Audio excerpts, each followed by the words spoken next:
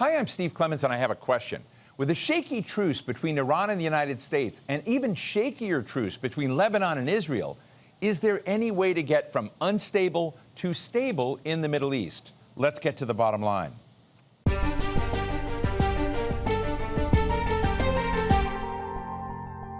Despite the claim of some American leaders that the United States has prevailed and won in its little excursion against Iran, the closer truth is that Iran and the U.S. are locked in a stalemate. The White House is looking for a win, especially regarding limits on Iran's nuclear program. One of Iran's demands was an end to the Israeli war on Lebanon, which killed almost 1,000 people over the last 5 weeks. That demand was met by Trump, clearing the way for more Iran-U.S. negotiations. So is the appetite for more wars in the Middle East fading? Can temporary ceasefires turn into something more lasting? And at the end of this conflict, who are going to be the real winners and who are going to be the real losers? Today, we're talking with Elisa Ewers, former director for the Middle East and North Africa on the White House National Security Council and currently a senior fellow at the Council on Foreign Relations, and political scientist Mohsen Milani, executive director of the Center for Strategic and Diplomatic Studies at the University of South Florida, and he's author of Iran's Rise and Rivalry with the U.S. in the Middle East. Thank you both for joining us. Look, at the time of this recording, folks, I just want to tell you, at the time of this recording, who knows what's going to happen moment by moment? The Iranian foreign minister is saying the Strait of Hormuz is completely open, and President Donald Trump is saying a full blockade is in place. Is this, Mohsen, what a truce looks like? First of all, thank you for having me on. And I have to tell you, I am a fan of yours. I've been following you for many years, and it is truly a great honor to be with you. I think what is taking place today is one of the unintended consequences of the war launched against Iran by the United States and Israel. And that surprise, that unintended consequences, is Iran's control of the Strait of Hormuz. And what we're seeing today is the declaration by Iran that as long as the ceasefire holds in Lebanon, Iran is going to keep the Strait of Hormuz open, which means that Iran has now a new leverage, which in my judgment is even more powerful than the leverage it had, the deterrence it had before in terms of missiles or potential nuclear weapons. And it shows that Iran is entering into these latest phase of negotiating, not so much from a position of strength, but perhaps from a position, not from a position of weakness, but from a position of strength. Let me ask you a question, Elise. We know that Israeli Prime Minister Netanyahu convinced President Trump to go along with this because there was sort of an expectation that the Iranian people would rise up and overthrow the regime. Can you give us a quick snapshot of what assumptions proved to be pretty correct about Iran and what we got wrong? Well, thank you for having me, and I'm really glad that we're having this discussion. I think that one of the assumptions specifically about the regime that's always animated U.S. planning around these kinds of scenarios is that the regime itself would likely be able to withstand an enormous amount of pressure, whether that pressure be economic or military in nature. And so the expectation that you could force regime change, see the regime topple, even with an aggressive decapitation campaign that we've seen over the last 6 weeks, was always a kind of low probability scenario in the planning that's taken place over decades because of the institutional nature of the Iranian regime, the layers upon layers of how it was designed. And so it wasn't really about even 10 or 12 specific individuals. It was about whether or not that power center could hold. I think there are questions about how decisions are going to be made moving forward amongst the regime power centers. But at the end of the day, the IRGC specifically and the political power centers more broadly in the regime have been able to withstand this fight despite the degradation of capabilities. Now, I will say that we have yet to see this play out completely, right? You cannot expect the Iranian people to be out on the streets under tens of thousands of strikes Right. taking place throughout the country. So we do not know exactly how the new, perhaps weakened regime and the Iranian people are going to react and mobilize in the aftermath of this war. But this weakened regime is going to seek to consolidate its power. It's going to Right. look for leverage, and it's going to seek an economic lifeline. And that's what these negotiations are about. Mohsen, I would love to kind of get your chance. What cards does Iran continue to have in this conflict? Well, let me first disagree about the point made about Iran being in a weaker position. Internationally, maybe, but domestically, what we are witnessing is consolidation under authoritarian rule. Today, Iran, the Islamic Republic, in my judgment, is stronger than it was before the beginning of this war.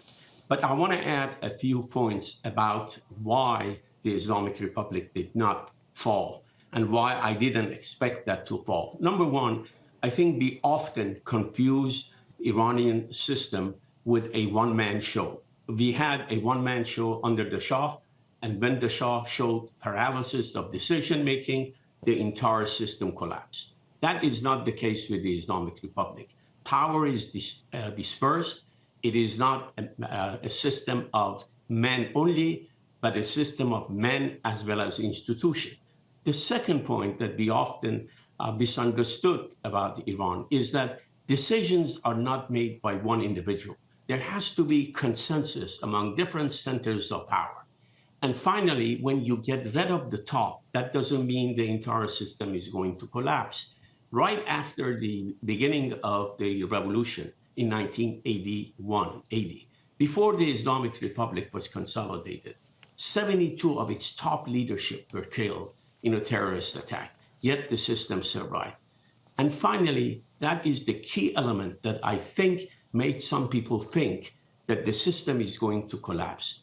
They thought that the people are going to take to the streets. There are two problems with that. One problem is that not too many countries in the world, when they're attacked, they try to overthrow their own government. Usually, when a country is attacked, people are unified, they try to defend their country.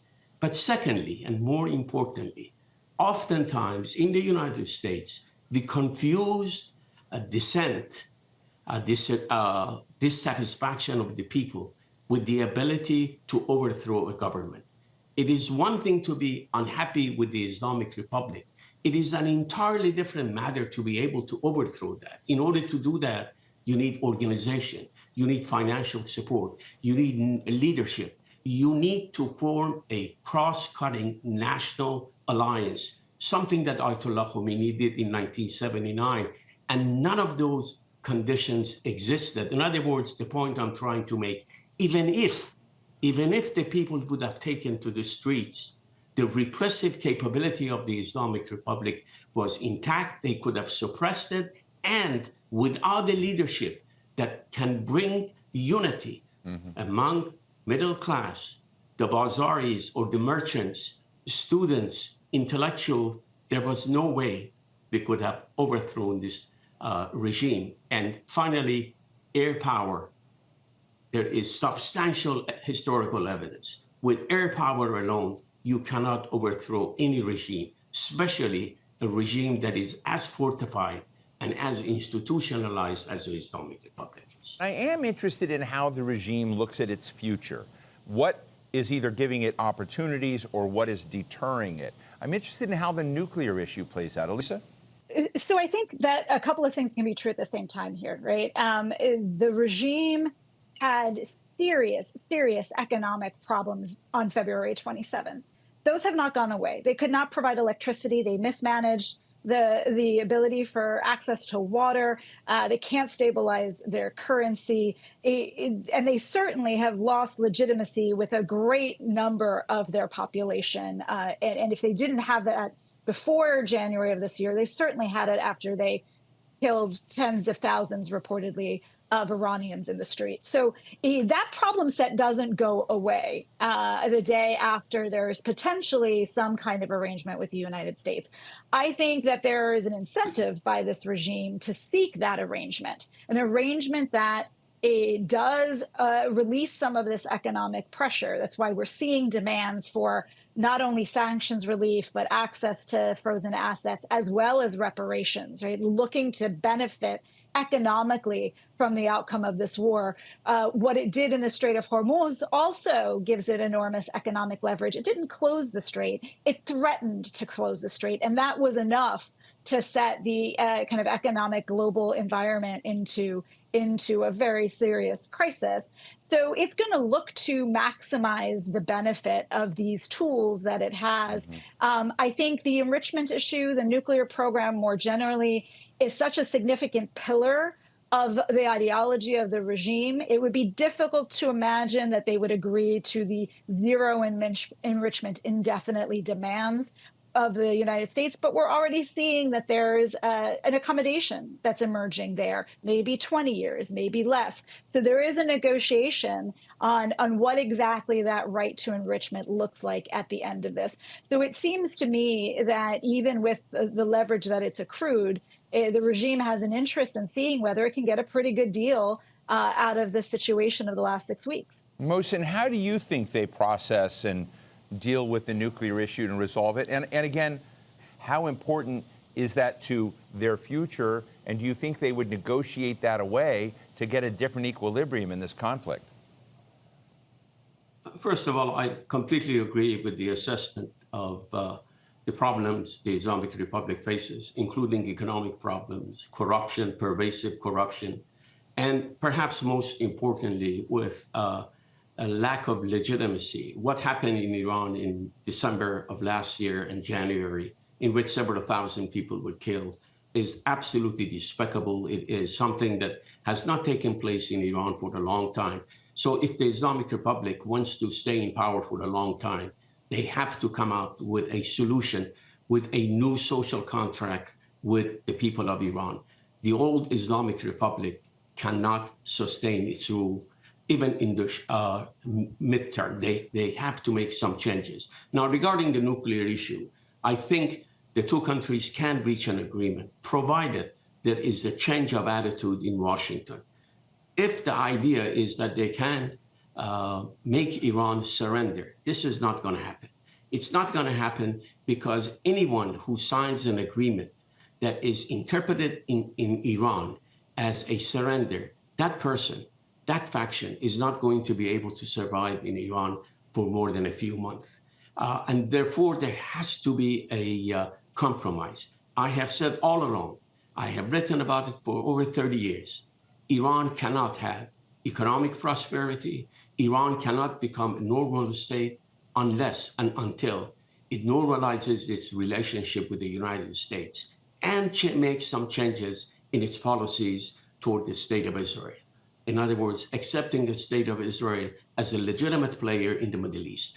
But the key point for the Islamic Republic is that without an agreement with the United States, Iran cannot be brought back into international economic system. And without that, there is no way Iran can realize its potential. But the key for Iran is that if they continue focusing on one issue, that is the issue of nuclear, Iranian nuclear program, we're going to see perhaps even an agreement. But 2 or 3 years from now, we might see the outbreak of another war.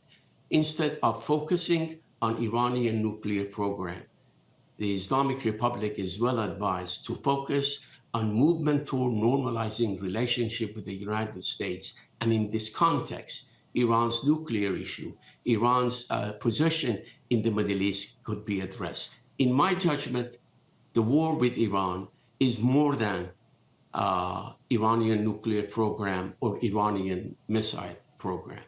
I honestly believe this is about the future of the Middle East and the role Iran, regardless of what kind of system it has, whether it's Islamic Republic or monarchy or whatever, it is about the role of Iran in a new emerging Middle East order.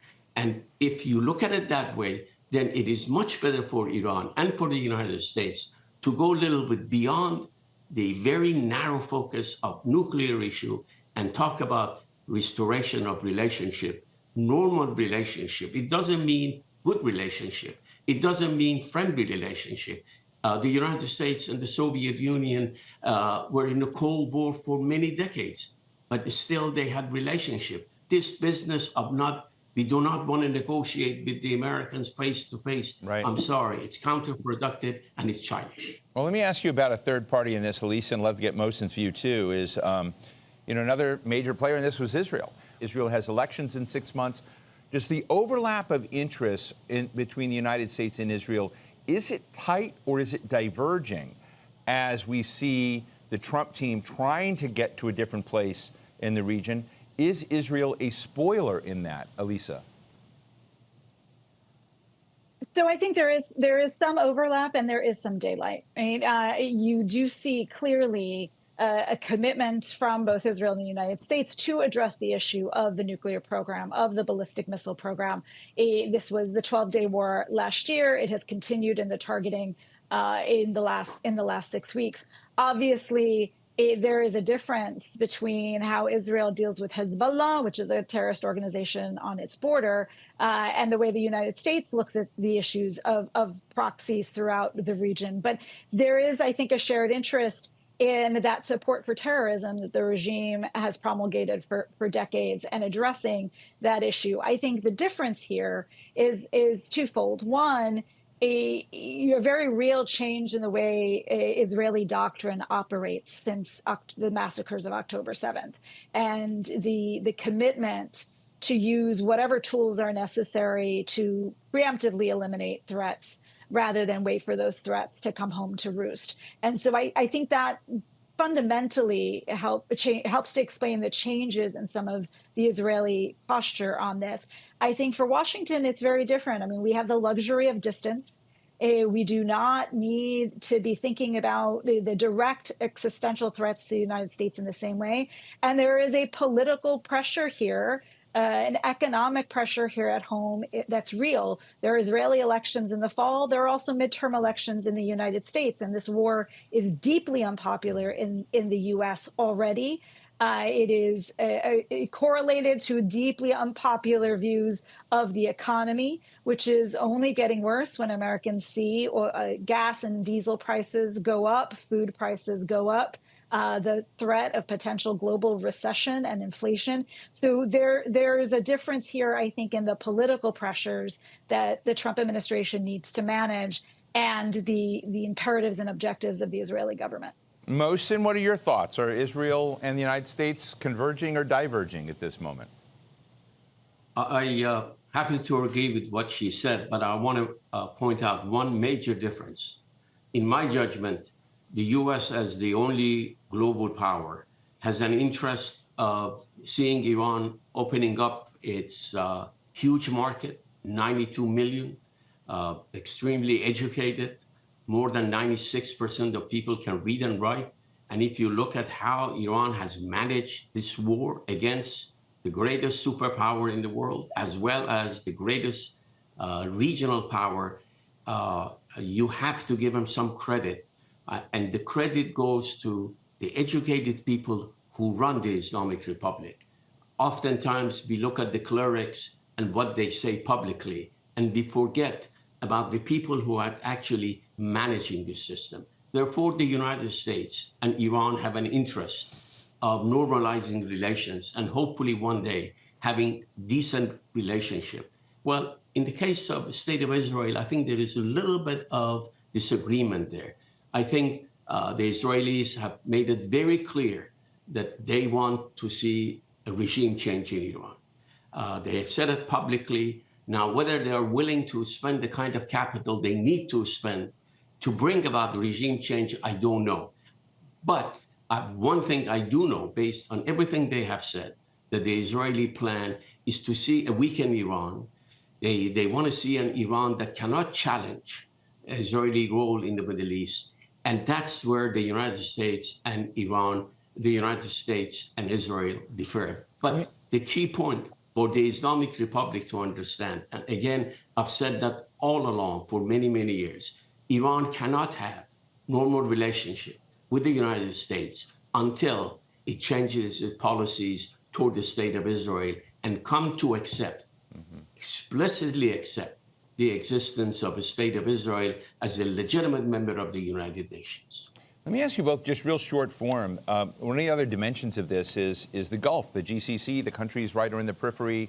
They, I read Elisa's paper. A lot of them didn't expect to be in the conflict. Almost all of them were attacked in one way or another. Does this create a sort of caution on their part about how closely aligned they are with the United States in the future? Are they going to hedge their bets more? Or does this conflict create very clear lines between which side various countries are on? Elisa?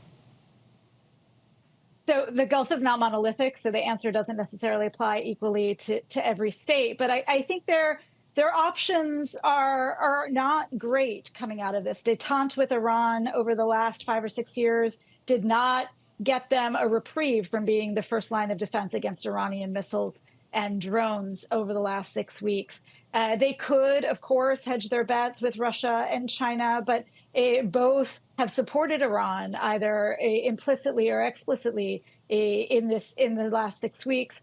And, the options to replace what the Gulf wants from its relationship with the United States are limited. There really are not a lot of great alternatives to the kinds of relationships, whether it's on defense, whether it's on advanced technology, whether it's broadly speaking on economic transformation. And so what you're seeing from Washington is a willingness to negotiate and not necessarily address all of the interests of the Gulf. So, when we come out of this, I think there are going to be some hard decisions in these capitals, but I think those hard decisions include, do they have a better alternative to their relationship with the United States? And I think the answer to that is likely to be no. Mohsen, let me get a snapshot from you on the same question. I think for a long time, the Arabs of the Persian Gulf believed that if you kill the head of the snake is going to die and the system is going to collapse. I think it's high time for them to reevaluate this. And they must also understand that when they say finish the job, what do they mean by this? Do they mean more destruction of Iranian infrastructure? They have seen how the new leadership in Iran operates. The new leadership is much more aggressive than the old leadership. We killed the top echelon of the Iranian decision makers. Guess who is coming to make important decisions? Younger, more radical members of the IRGC. And even if for the sake of argument, we assume that we can go ahead and change the regime in Iran, have they thought about the day after when the Islamic Republic is going to collapse? Do they really think this 1.5 million or to 2 million people who are armed in Iran are going to disappear? Right. Don't they think that Iran has supporters in Iraq, in Lebanon, in Yemen? And this is going to create more problem for the region. I think the best way to proceed is to come out with a peace agreement between Iran and the United States, and hopefully one day between Iran and Israel. So real quick, yes, no, we have this pause, truce, something going on, defined differently. Does it hold, Mohsen? Or let's say, are we going to have how long do you think it will last? Just very quickly. You think it will hold? Very quickly, I don't have an answer. I hope that it does. Elisa? I think it will extend beyond the April 21st deadline, yes. Because these negotiations We rarely have optimists on this show, but there you have it, folks. Elisa Ewers, a senior fellow at the Council on Foreign Relations and University of South Florida professor Mohsen Milani, thank you both for being with us today. Thank you. So what's the bottom line? If you're looking for an exclamation point that marks the end of this war, you're just wasting your time. The underlying tectonics of the issues at play are really old, full of intangible factors like ego and national pride and national ambitions. Israel has wanted an all-out conflict with Iran for decades, and most U.S. presidents did that math, and they resisted until Donald Trump came along. Iran has also been consistently expanding its power throughout Asia, whether Israel liked it or not. These issues don't end with one therapy session. Whatever pauses come in this long-term conflict, they will be fragile. In the best-case scenario, there will be no more full-blown system crashes like the one President Trump is trying to get out of now. And that's the bottom line.